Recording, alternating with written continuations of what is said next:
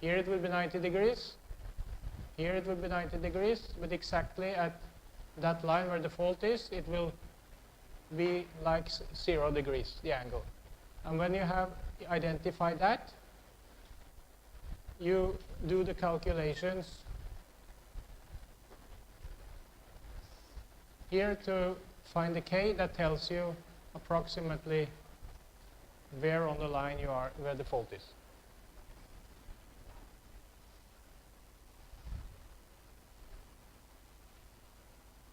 So you can, yeah, there's some other indicator that you could say. If you have high corona effects, for example, you get a little lower angle, but not so low as it's critical. So you could, again, you could do simulations to verify this. A rather high ohmic fault, and the angle would go down to 0. On the K, and here it's measured for different Ks.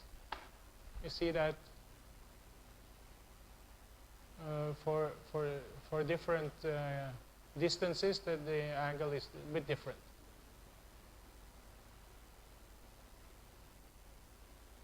And then finally, we also implemented this one in LabVIEW. And the only place we had PMUs at both ends of the line was in the far north, in northern Norway, on the 132 kV network. So it's running on that side. And basically, I mean, what we see is that it seemed to work, but we haven't really captured any serious fault yet, so we haven't really verified it, but we have verified that it does not give false alarms. Because here is a long period of observations, and this is 84 degrees, 95 degrees, or no, 84, 85, 86, 87, 89, 90, 91, 92, 93 degrees. So within 9 or 10 degrees here, that's the angle of the differential current. So we are quite confident that this will work. And it's implemented in a similar application where you show the angle of the differential current and the voltage magnitudes and the active power and the fault location. No fault, so there is nothing here. Okay. That was what I had on power oscillation monitoring. Much more to be said about that, but especially a lot of work on ambient or using ambient data that you can find in the literature. But is there any question on this matter now? Speak quickly. Yeah.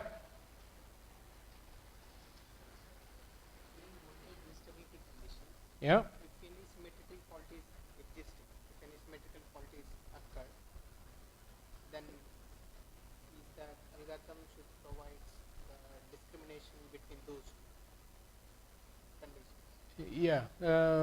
The question is about estimating the distance to voltage collapse. Yeah. Well, what these algorithms do, if we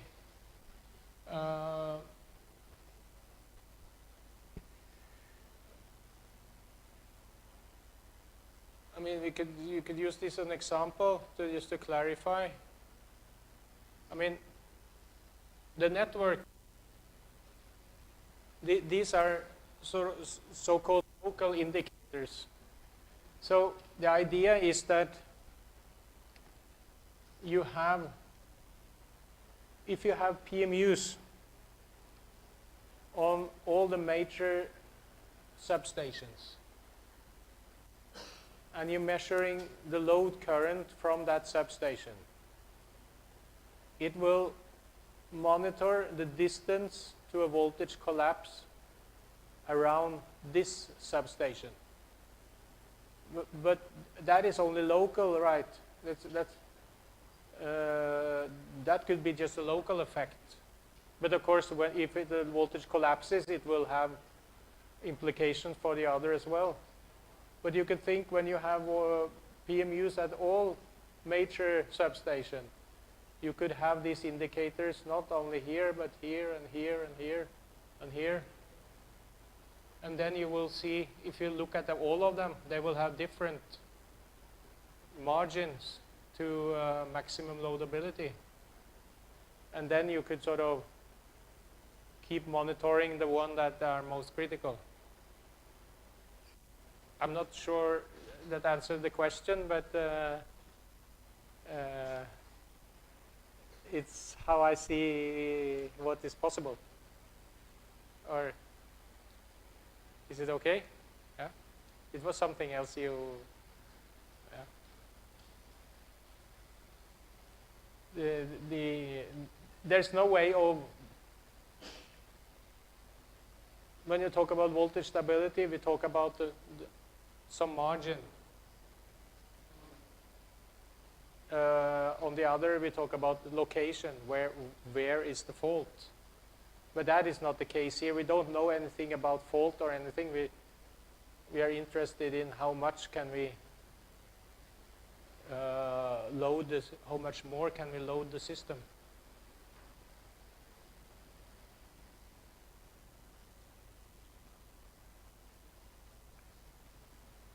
Okay.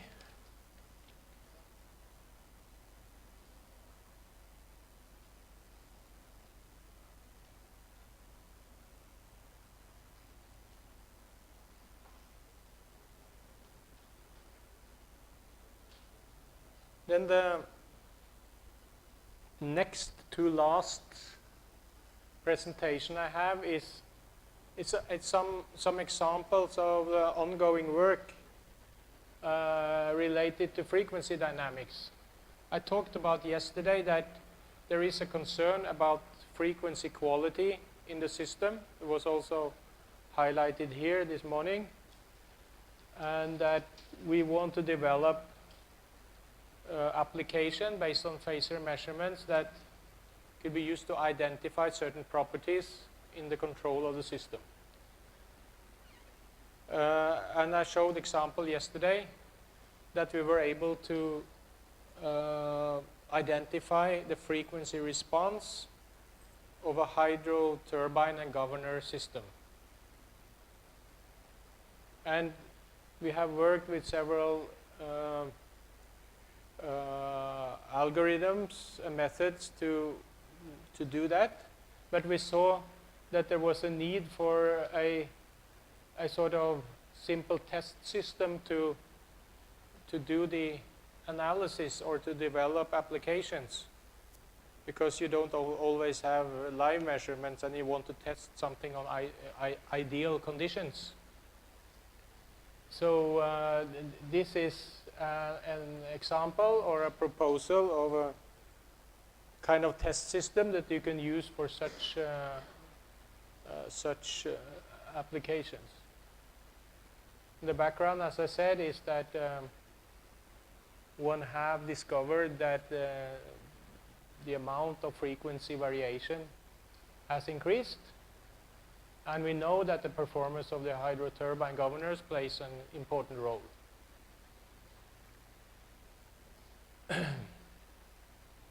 And as we talked about yesterday, it's possible to identify the turbine dynamics using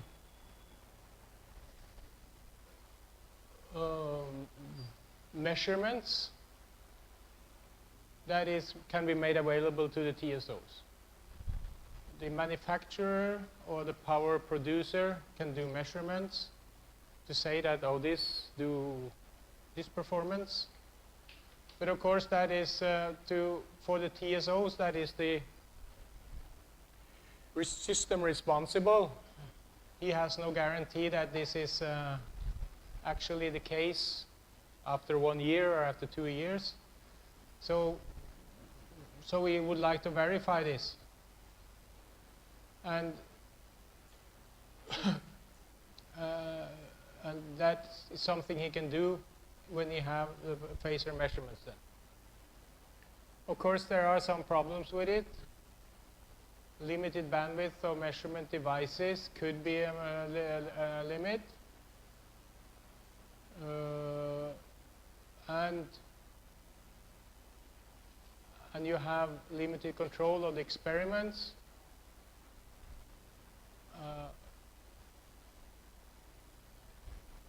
And you may have transformer or substation that sort of makes the results unreliable. But if you have PMUs here at the main transformer station, you could do something to verify the performance of what's feeding into the grid. That's the problem. And this is what I showed yesterday again. What you're interested in could be the droop of the governor, droop setting, whether that is they deliver what they are paid for. At least in the Norwegian power grid, the droop setting is sort of a service. So if the TSO require more primary reserves, they can pay the generator to reduce the droop. Normally they will set it to 12%, and if they are paid something extra, they will reduce it to 6%, for example. But the power system is dynamic, and even though they guarantee 6%, they don't get that in reality because the system is always in motion. And that we looked at yesterday, that it was a wide difference between the slowest generators and the fastest ones. So again, there's a motivation for monitoring this. And this is also the case with what we wanted to identify is the governor dynamics mainly. And we had a look at this. But then it comes the question. When we develop algorithms for these kind of applications, we would need a test system. And the test system is what I present here now. It doesn't have to be that advanced. That's the point here. It can be made fairly simple in order to investigate in these methods. And this is a test system that is basically a 2-generator system, very much similar to what you played with in the morning on the tutorial yesterday, where one generator is the generator of interest, and the second one is sort of an equivalent of rest of the system. And there is a load somewhere because we need to be able to load the machine. So we need to model a load. So basically this is you could say a 3-bus system. If you include the generator terminals, it's a 5-bus system. And for the purpose of low frequency dynamics and frequency of control, we don't necessarily need all the details of a 5th or 6th order generator model. It can be enough to have even a 2nd order model where we represent the generator as a control voltage source behind a generator reactance.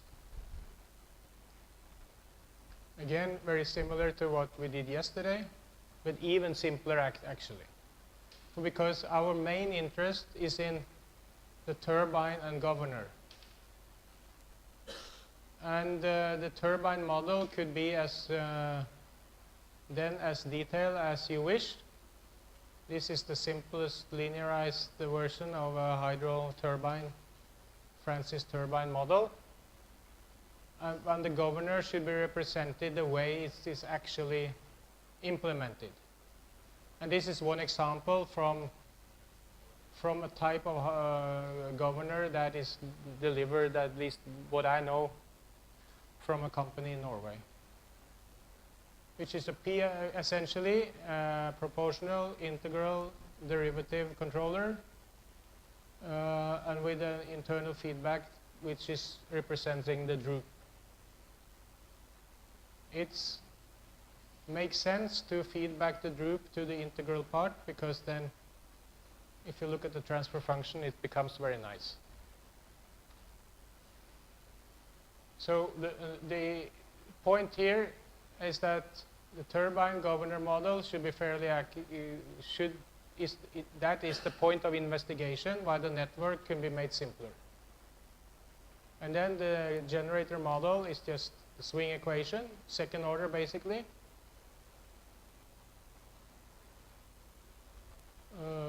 Well known. And the aggregated generator, you can, if you have a detailed model, you could aggregate it by aggregating the parameters, making the H constant at a weighted average of all of them. And the same with the impedances, of course. So it's so like a summing up. The load, you could, for doing interested modeling here and system identification, it should consist of stochastic part or a part that can vary according to your needs, and perhaps a part that is frequency dependent. So you can consider the load model as frequency dependent part and a stochastic part. And then when it comes to the network, when it comes to setting up this network, it's very easy, because since you haven't really modeled the details of the electromagnetic phenomena of the generator, you could just as well apply the DC power flow.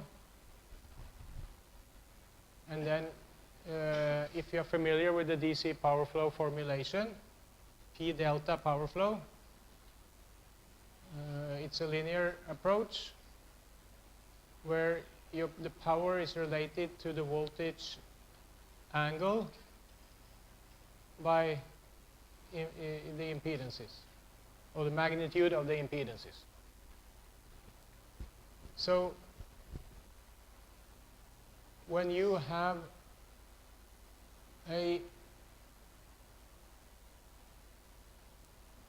when you do computation on this now, you have the swing equation, which gives you, when you have the electrical torque and the mechanical torque, you integrate and you have a new value for the angular, for this angle. And that angle you could use in the network equation together with the load power to get you the remaining angle of the system. It's just inverting this equation and using this afterwards. When you have that, you have the electric power, and you go back to the differential equation with the new updated parameters on mechanic and electric power, and you do another time step, and you get another value here that you put in, and you can formulate that. This is a purely linear model actually on the grid side. And then you could put in as much nonlinearities as you want in your turbine model. So this is an illustration of that. You have differential equations for your generators that give you speed and angle. You put, and you have your load, which might depend on the frequency. And these are put into the DC power flow equations that give you updates on the electrical power. So this is a very convenient way of making simple power system. You can make them as, in principle, as complex as possible with, if you want, with hundreds of generators, and it's easily programmed. But it's, as I said, in grid-wise, it's linear. So for a complete two-machine model, it gets to be something like this. You recognize now the swing equation and the angle for both of the machines. And then if you develop the 2x2 system matrix, admittance matrix, you get coefficients that end up with a calculation of the electric power, which is fed back on both sides. And this disturbance input is what you make out of the stochastic load. So if you make a pure stochastic white noise load, you can of course find the transfer function. That you can also of course compute directly from this, but it's a handy tool, handy model to be aware of. And you can actually get good correspondence with this model compared to measured transfer functions. It's not perfect here.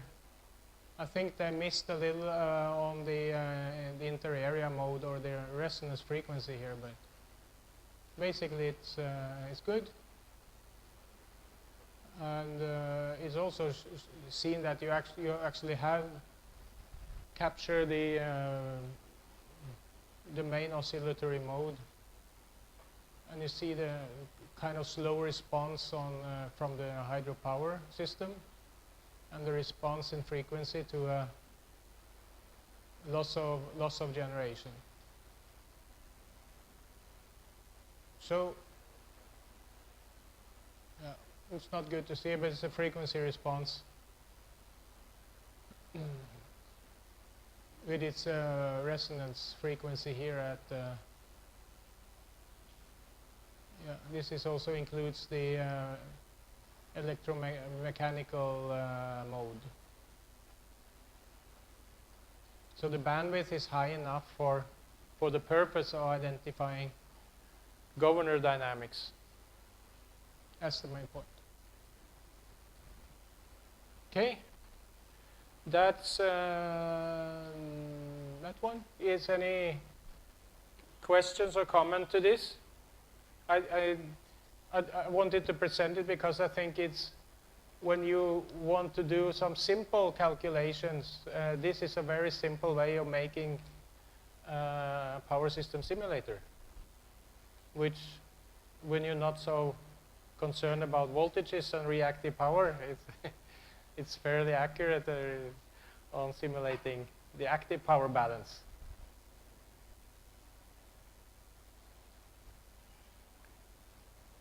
Right? Then there is 1 hour left where I plan to talk about HVDC. Should we have a 5-minute break, or should I start? Maybe we should take 5-minute break.